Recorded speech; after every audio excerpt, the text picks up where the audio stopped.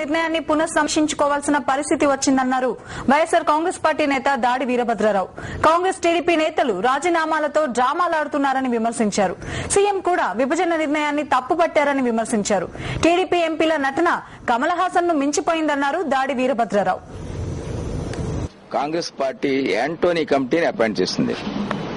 Anthony committee ఎవరెవరిని కలవాలో బొత్స సత్యనారాయణను కిరణ్ కుమార్ రెడ్డి చెప్తారట.